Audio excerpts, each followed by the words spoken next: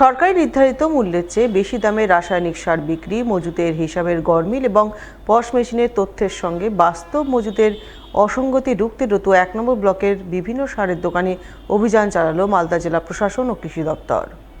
মঙ্গলবার কৃষি দপ্তরের আধিকারিকরা একটি টাস্ক ফোর্স গঠন করে শামসি, ভাদো ও রতুয়া এলাকার একাধিক সারের দোকানে অভিযান চালান।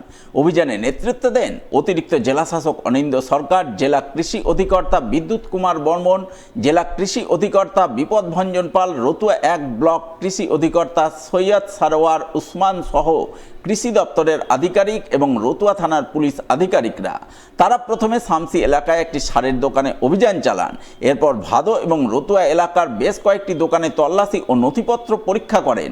কৃষি দপ্তর সূত্রে জানা গেছে, অভিযানে সারের দোকানগুলিতে পজ মেশিনে থাকা স্টকের সঙ্গে বাস্তবে মজুদ সারের পরিমাণ মিলিয়ে দেখা হয়।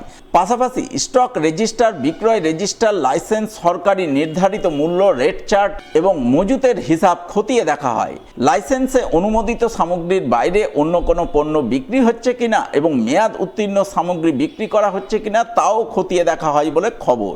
অভিযানে রতুয়া এলাকার একটি সারের দোকান সিল করে দেওয়া হয়েছে। অন্যদিকে ভাদো এলাকার একটি দোকানে পজ মেশিনের তথ্যের সঙ্গে বাস্তব মজুতের অসঙ্গতি পাওয়ায় দোকান মালিককে শোকজ করা হয়েছে বলে জানা গেছে।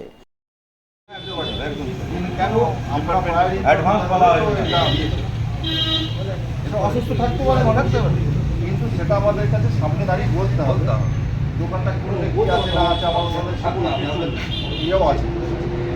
যার জন্য আমরা এলিগেশন আছে, যেমন অনেকগুলো না বলেও আমরা ভালো হচ্ছে কি বলতো, চাষিরা সব ভালোতেই না বলে পরীক্ষার আধার না আনলে বাংলাদেশে আধার না আনলে সার দেওয়া হবে। অন্যদিকে সারের কালোবাজারি রুখতে মানিকচক ব্লকে অভিযান চালালো মালদা জেলা প্রশাসন। মঙ্গলবার এমনই অভিযানের ছবি নজরে এলো মানিকচকের মথুরাপুর এলাকায়। অভিযানে উপস্থিত ছিলেন জেলার অতিরিক্ত জেলাশাসক অনিন্দ্য সরকার, ডিডিএ সহ কৃষি দপ্তরের অন্যান্য আধিকারিকরা।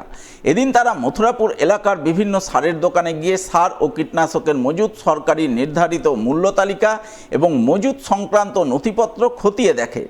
জেলা ফার্টিলাইজার দপ্তর সূত্রে জানা যায়, মূলত সারের কালোবাজারি বন্ধ করা, কৃষকরা যাতে সরকারি নির্ধারিত ন্যায্য মূল্যে সার পান এবং ডিলাররা নিয়ম মেনে সারের মজুদ ও স্টক স্টেটমেন্ট রাখছেন কিনা তা যাচাই করতেই এই অভিযান। আমরা সারের দোকানে জেলা টাস্ক ফোর্সের পক্ষ থেকে আমরা এসেছি।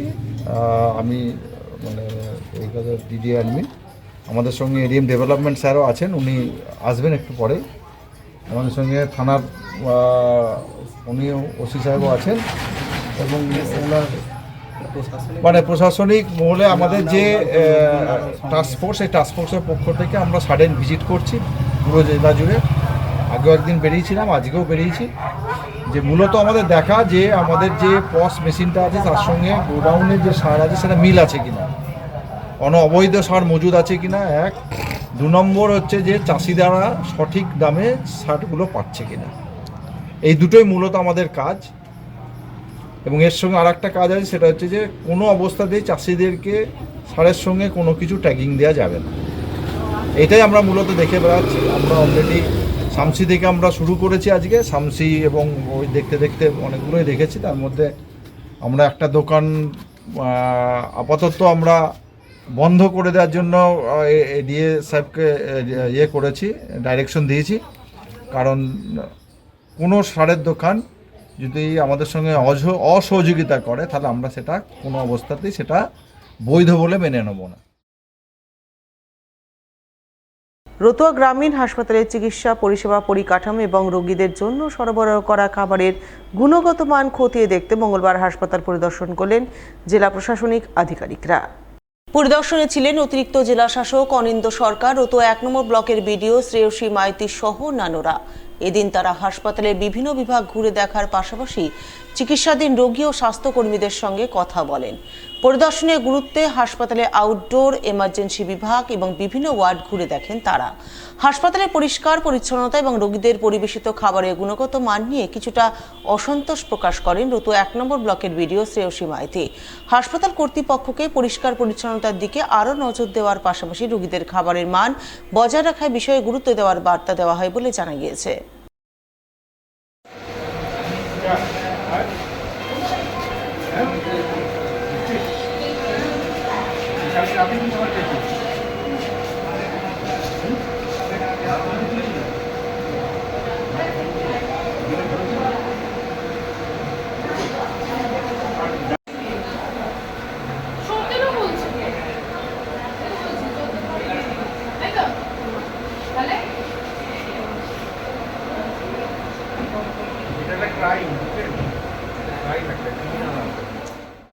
অন্যদিকে বিদ্যালয়ের পঠন পাঠন, মিড ডে মিল এবং পরিকাঠামোর সরজমিনে খতিয়ে দেখতে মঙ্গলবার রতুয়া 1 নম্বর ব্লকের এক প্রাথমিক বিদ্যালয়ে সারপ্রাইজ ভিজিট করলেন মালদার অতিরিক্ত জেলাশাসক অনিন্দ্য সরকার। তার সঙ্গে ছিলেন রতুয়া 1 নম্বর ব্লকের বিডিও শ্রেয়সী মাইতি সহ অন্যান্যরা। এদিন তারা আইলপাড়া প্রাথমিক বিদ্যালয়ে আচমকা পরিদর্শনে যান। বিদ্যালয়ে পৌঁছেই আধিকারিকরা সরাসরি শ্রেণীকক্ষে ঢুকে পড়ুয়াদের সঙ্গে কথা বলেন। একটি শ্রেণীকক্ষে পড়ুয়ারা উপস্থিত থাকলেও সেই সময় কোনো শিক্ষকের দেখা যায়নি।